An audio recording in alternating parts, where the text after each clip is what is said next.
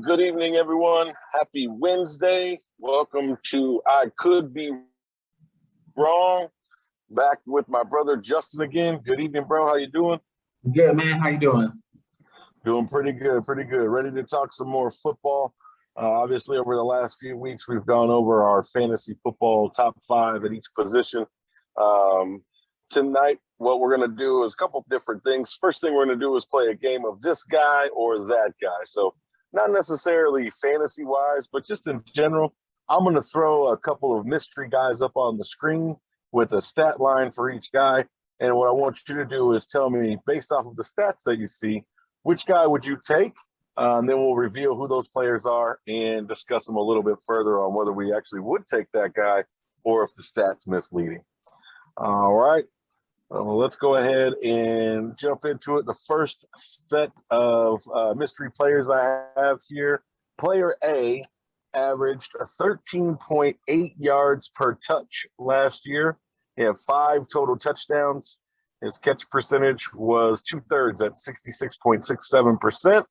And player B was slightly below him at 13.4 yards per touch.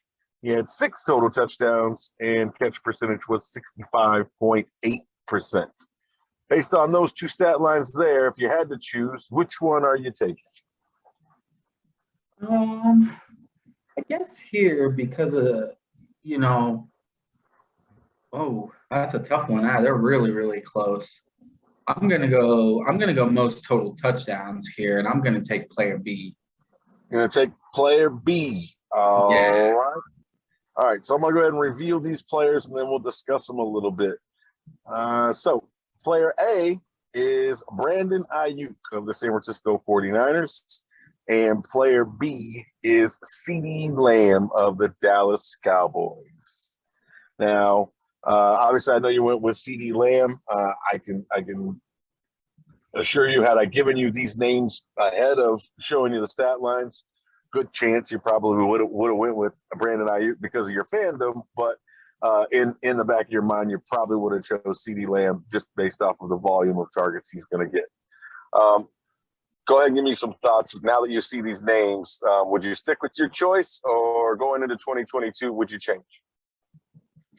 Well, the thing about CeeDee is, he's going to get the targets, right? He's going to command more targets than BA is, in a Dallas offense that is pretty pass heavy. They like to throw the ball a lot over there in Dallas. So even though the averages are very similar, CeeDee just gets the targets. So I would take him. Now, I do love Brandon Ayuk. He came on strong towards the end of last year, and I believe he's actually going to have a really, really strong season. He's a breakout candidate of mine this year, in fact. And if you, now that I see the two receivers, touchdown ratio to catch ratio, I mean, you got to give that nod to Ayuk because he didn't have as many catches as CeeDee, but he was relatively close in the touchdown department. So I don't know. Maybe you give Ayuk some additional volume, and he could potentially produce like CeeDee. But as of right now, with the way Cowboys offenses ran with the 49ers, hoping they get Debo signed and locked up here soon. The Cowboys offense really has no other wide receiver 1s, wide receiver 2 at this point. I mean, Gallup, he's still a little bit up in the air because of injury, but yeah, I mean, I think I'd still pick with player B just because of the sheer volume he's going to get in the offense that he plays in. But don't get me wrong, Ayuk, I love Ayuk. I think if you're gonna, go for a sleeper in fantasy, he's probably a guy to take. Yeah, I agree. Again, I'm not surprised that you'd stick with CeeDee Lamb. I think, again, because CeeDee Lamb is going to be the number 1 guy in Dallas, I'd probably stick with him as well if we're talking fantasy football or who's going to have a better season. Looking at the numbers, Brandon Ayuk had 56 catches last year, 826 yards receiving. CeeDee Lamb had 79 catches and 1,102 yards receiving. So obviously big gap in the receptions, as you mentioned, which led to a big gap in the yards. I think part of Brandon Ayuk's part of the reason Brandon Ayuk produced less was he was in the doghouse with Kyle Shanahan to start the season. I don't know had he not been in the doghouse for those 3 or 4 games, had he produced just as much as CeeDee Lamb, but I think he definitely would have probably hit the 1,000-yard mark last year. I think he is, like you said, a breakout candidate this year as well. And honestly, I think if Brandon Ayuk wasn't playing opposite of Debo, I think we could peg him to have probably a bigger year than CeeDee Lamb, to be honest with you. I agree 100%. I don't think Brandon Ayuk is the playmaker that Debo Samuel is, but I do think that he gets underestimated as a wide receiver, a talented wide receiver. He's got sure hands. He doesn't drop many passes. He grabs the ball right out of the air. He puts it close to his body. He gets a lot of yak yards too. I mean, he's a part of that group, that yak group. So at the end of the day, you take Debo out of the 49ers offense, I think BA could produce similar numbers as a receiver. He's obviously not the playmaker that Debo is, but as a receiver, I think actually they're very similar in talent, very, very similar in talent. And I do believe that if Ayuk was the wide receiver 1 in San Francisco, he could easily put up the same numbers as, and I'm confident, easily put up the same numbers as CeeDee Lamb. Yeah, I agree. All right, so let's go ahead and jump to the next one I got for you here. Player A played 11 games last year, had 1,100 total yards from scrimmage, had 6 total touchdowns and 0 fumbles, 4.9 yards per touch. Player B had played 15 games. He had a total of 1,220 yards from scrimmage, 9 total touchdowns with 2 fumbles and 4.5 yards per touch. Based on those 2 stat lines, which of those 2 mystery players are you rolling with going into 2022? Oh man, I really do take health into consideration a lot when I'm drafting a fantasy player. But for this scenario, just kind of looking at the numbers, I'm just going to assume that this season both players will be healthy for a full season, and I would actually take player A. I would take player A. All right. So let's see who we got here.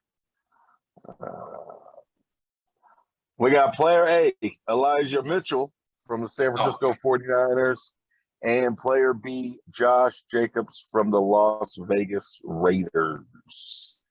So now that you see who they are, I was going to say I probably don't need to ask, but I was going to ask. I assume that you're going to stick with Elijah Mitchell. Yeah, it's not even really out of fandom. He put the tape together. He put the tape together last year. He broke rookie rushing records of the 49ers.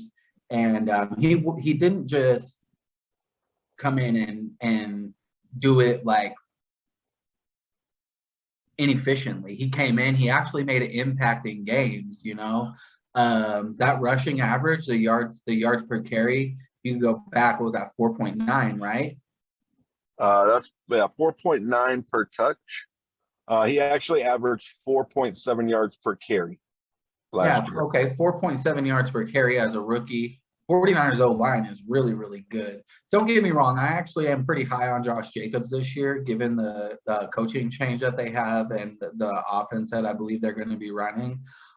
Jacobs did catch a lot more passes. He actually caught the most passes of his career last season. So I'm excited to see what he can do in an offense that actually likes to throw to the running backs. But I do stand by my selection with Elijah Mitchell. I know the 49ers went out and drafted some talent, some depth at running back, but in all seriousness, that's going to replace the 60 carries that Debo took on in the last 8 games of the season. So there's definitely enough carries to go around in the 49ers backfield. I do believe the 49ers are going to run the ball a lot. They're going to run it efficiently. Their outside zone scheme, they scheme up those holes so nicely for running backs, and Elijah Mitchell does a good job of hitting those holes. I know Trent Williams came out on record last year saying that Elijah Mitchell reminds him a bit of AP. You know, he ran into his back pretty hard, I guess, in a play in practice. And he's like, man, he's like, and that's a pretty good comparison. So I do stand by my selection. Again, I do take health into consideration. For the sake of this, we are saying, you know, they're gonna make it a full 17 games, and over a full 17 games, give me Elijah Mitchell 9 out of 10 seasons. Yeah, I agree with you. You know, I think obviously if he is able to stay healthy, knock on wood, hopefully he is. Not only for 49ers fans' sake, but just in general because he's a really good football player, and if you like football, you know, you should enjoy watching him, or I imagine you do.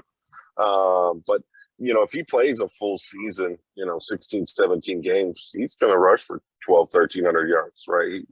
On pace, on the pace he was on last year. Just to kind of put it in perspective, even though he played 4 less games, he only had 10 carries less than Josh Jacobs. He had 207. Josh Jacobs had 217. And again, as I mentioned, he had 4.7 yards per carry. Josh Jacobs was right at 4 yards per carry. You know, I think, again, just if Elijah Mitchell can have a full season, I think that he would definitely have a better season than Josh Jacobs. Like you know, I think Josh Jacobs is a good running back.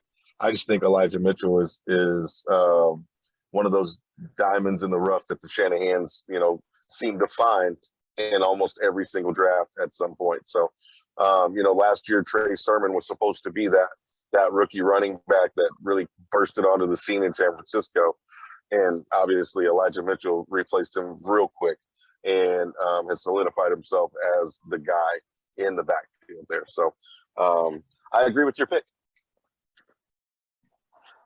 All right. Let's go ahead and jump to the next one here. All right. Player A.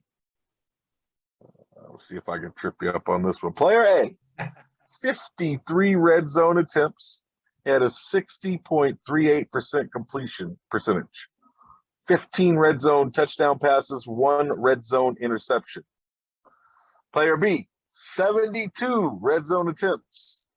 His completion percentage was 51.39%. He had 14 red zone touchdown passes and 2 red zone interceptions. Who are you going with? You know, it's one of those times where I could really use a calculator in hand. But you know what? I'm going to go with player B. You get in the red zone that often. That's pretty good. I'm going to go with player B. Player B. All right. I like it. Yeah, I tried to throw a curveball on this one. Player A is Teddy Bridgewater. Yeah. And player B is Kyler Murray, the recently signed or extended Kyler Murray, who has to study 4 hours a day. Oh, yeah. So, you know, I'm going to stick with my pick, of course, here. Yeah. You know, I don't think it needs explanation over Teddy Bridgewater, but I will say this: I'm actually not sure exactly how I feel about Kyler Murray in fantasy this season. I mean, I know he has the talent, of course, to be a top 10 QB, a QB1 in fantasy. Just his rushing ability alone, but he's gonna be missing some very valuable time with Hollywood. Especially since there's going to be no D-Hop. You know, they traded for Hollywood hoping he could probably fill a gap. You know, of course, he's not as good as D-Hop, but, you know, that was the intention there. You know, bring in Hollywood. I don't imagine it's a serious injury. He's on PUP to start training camp. I don't imagine it's anything serious, but at this point, every rep counts. Chemistry is super important. Timing is super important. So, you know, if they develop a little bit of chemistry, you know, of course they got Ertz. Him and Ertz are going to have a full off season this year. They've got, goodness gracious, Rondale Moore coming back. They've got some talent there. You know, I'd like to see what they could do. I'd like to see how Kyler Murray, you know, starts off. I hope Cardinals lose a lot of games, but you know, maybe he does well in fantasy. And Teddy B, I don't even know who he's playing for this year. Exactly. Right. Yeah, I agree with you. Obviously, I was trying to throw you a curveball there, just to kind of show how you can pick out certain stats and kind of paint your own picture if you want. But obviously, I don't think there's anybody on the planet that's going to pick Teddy Bridgewater over Kyler Murray. So, Yeah, when like you you see the said, player. what's When that? you, yeah, when you see the player, you definitely go. When you look at the numbers, I was kind of thinking, well, 50 something red zone opportunities and 60%. But then you put the touchdowns there, and I'm like, well, it didn't really translate to much more touchdowns, a higher percentage. Yeah. You're talking about 20 additional opportunities in the red zone, which is 20 additional opportunities to score points. And if you can score points in fantasy, if you have the opportunities to score points in fantasy, that's what it's all about. So that's how I came to that conclusion there. Red zone opportunities equals opportunities for freaking points. I hear you. All right, I got one more for you, and Right. we'll be done with this guy or that guy. All right, here we go. Player A, 561 attempts last season, 5.9% touchdowns, 1.2% of those were interceptions. Total QBR 52.3. Player B, 382 attempts, 4.2% touchdown ratio, 3.4% interception ratio, and a 50.7 overall QBR. Yeah, see, this is the one where I think you're going to stump me because I believe that pure speculation here. Player B is probably a more probably uses his legs a bit more than player A, but this is speculation because I have no clue. I'm just gonna go with player A here because the attempts and the touchdown percentage. That's pure volume. That's pretty high volume. That is. And that's a pretty good ratio to throw touchdowns on. So absolutely. I'm gonna go player A here. All right, here we go. Let's see if you'd stick with it. Player A is Kirk Cousins of the Minnesota Vikings, and player B is Lamar Jackson of the Baltimore Ravens. Oh man! Now that you see their faces, are you sticking with your pick? Going into this season, I am. I'm gonna stick with Cousins going into this season. I like the weapons they have. I like the coach they brought in, who's gonna be bringing an offensive mindset to the team with a lot of offensive weapons. Jefferson, superstar. Thielen, he's a star. Let's face it. He's not a superstar in the league, but he's a star. He's a really, really, really good wide receiver. Irv Smith, he's been up and coming for a few years. I think they have high hopes. They got Dalvin Cook. They got a good O-line. Their defense is historically pretty good. Cousins, while he's not the greatest quarterback, he's definitely, I can't think of, 13 quarterbacks that are better than him. I can't, I could probably think of 13, maybe, but my point is that a guy like Cousins, given an opportunity to be paired with a coach who is offensive minded, just came off a Super Bowl, so clearly their offensive system works. All the talent they have, I believe, as far as offensive weapons goes, the offensive weapons that the Vikings have actually is better not from the QB standpoint, but from the wide receiver running back rooms. I think that the Vikings have better talent in those rooms than the Rams have. So, if I'm comparing last year, this year I like Kupp and A-Rob, so it's a toss-up. I like Jefferson and Thielen, but I also like Kupp and A-Rob this year. But then you get to the running back room, definitely I give the nod to Minnesota, especially if Dalvin can stay on the field. Now with Lamar Jackson, I definitely I had a feeling it was a running QB, but he doesn't really have a lot of weapons that I can think of. All of his running backs are coming off major injuries. They did, go out and get a little bit of veteran depth recently. But outside of that, it's Bateman who is coming in his second year. They don't have Hollywood. Andrew's really, really good, but those guys aren't going to carry the load. I see Lamar having to run a lot. He's going to be running for his life a lot this year. So I would stick with my pick. I mean, I don't think Cousins is great, but as far as fantasy goes, I'm going to give the nod to Cousins this season. I like the situation he's in a lot better. I like the surrounding talent a lot better too. Yeah, I agree with you. I think I would probably going into the season roll with Cousins as well. Obviously, he's got Jefferson there, who's been killing it since he came in the league. Thielen's coming off an injury, but when he's healthy, he's a solid receiver. He actually led the league in receptions a couple of years ago, I believe. Yeah. 3 or 4 years back. So, he's been a very high producer before when he was playing opposite of Stephon Diggs. So, I think that if he can return to 85-90% of that form, that gives Cousins a leg up as well. You look at it here, he threw for, almost 1,400 yards more than Lamar. And you think about, all right, well, Lamar made up for that with his legs. And Lamar ran for 767 yards. But still, that doesn't make up that big gap of yards that Cousins, outgained him through the air. Total touchdowns was 33 passing for Cousins, 1 rushing, 16 touchdowns passing for Lamar, and 2 rushing.